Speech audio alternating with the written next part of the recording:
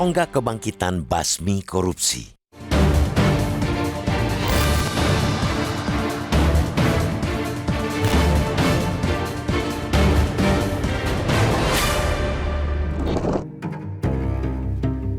Rancangan Undang-Undang Perampasan Aset kembali mendapatkan dorongan kuat untuk segera dibahas dan disahkan menjadi undang-undang. Presiden Prabowo Subianto menegaskan dukungannya terhadap Blade yang sudah diupayakan untuk dibahas di DPR sejak hampir 2 dekade lalu itu. Penegasan tersebut disampaikan Prabowo di hadapan masa aksi peringatan Hari Buruh pada 1 Mei lalu di lapangan Monas, Jakarta.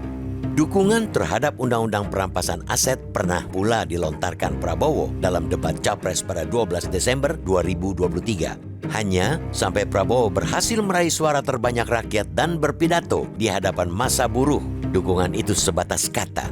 Belum ada langkah nyata untuk mewujudkannya. Malah kalau dibandingkan dengan pendahulunya, Presiden Joko Widodo, Prabowo masih kalah langkah. Joko Widodo sudah sampai pada mengirim surat presiden atau surpres kepada DPR RI pada 2023 untuk membahas rancangan Undang-Undang Perampasan Aset. Saat itu, pertama kalinya rancangan Undang-Undang Perampasan Aset yang diubah namanya menjadi RUU Perampasan Aset Tindak Pidana berhasil masuk program legislasi nasional atau prolegnas tahunan. Meski begitu, banyak kalangan tidak ingin Presiden Prabowo mengulangi apa yang dilakukan pendahulunya itu. Sebabnya, jelas-jelas sampai surpres sudah di tangan DPR pun, rancangan Undang-Undang Perampasan Aset tidak kunjung dibahas. Hambatan memang tampak ada di DPR. Selama belasan tahun melewati beberapa periode masa jabatan DPR, selalu saja ada alasan bagi para wakil rakyat itu untuk mendiamkan rancangan Undang-Undang Perampasan Aset.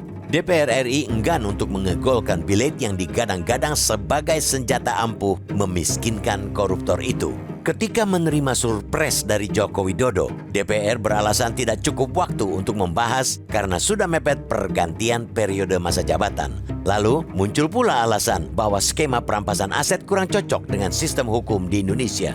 Kini yang terbaru, DPR berdalih perlu merampungkan rancangan Kitab Hukum Acara Pidana atau RKUHP. Entah apalagi alasan yang muncul setelah revisi KUHP rampung.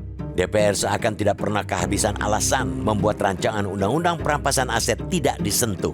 Agar melangkah lebih maju dan konkret, Presiden Prabowo didorong untuk mengeluarkan peraturan pemerintah pengganti undang-undang alias Perpu. Kondisi saat ini dinilai sudah memenuhi syarat kegentingan karena tindak pidana korupsi tidak kunjung terbasmi, bahkan cenderung memburuk. Terlebih, para algojo yang mestinya menjatuhkan vonis berat kepada koruptor malah ramai-ramai meriang kena suap. Korupsi makin menjadi-jadi. Nilai korupsi dalam satu kasus saja kini mencapai ratusan triliun rupiah dan ada pula yang hampir menyentuh 1.000 triliun rupiah. Di sisi lain, pemulihan kerugian negara lewat uang pengganti paling banter hanya 1/5-nya.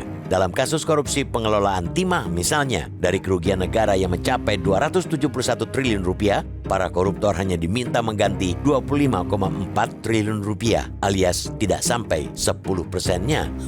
Inilah yang membuat tindak pidana korupsi tidak kunjung surut dan koruptor tidak kunjung jera. Melalui Undang-Undang Perampasan Aset, celah itu bisa ditutup. Para pejabat khususnya koruptor dapat dibebani pembuktian terbalik untuk menunjukkan bahwa harta kekayaan mereka bukan didapat dari sumber ilegal. Jika sesuai dengan draft yang diinisiasi PPATK, ketentuan dalam Undang-Undang Perampasan Aset betul-betul bisa memiskinkan pelaku tindak pidana, hal yang paling ditakuti para koruptor.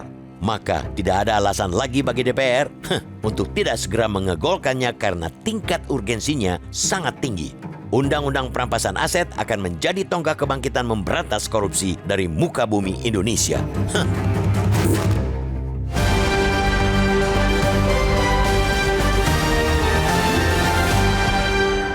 Jelajahi cara baru mendapatkan informasi. Download Metro TV Extend sekarang.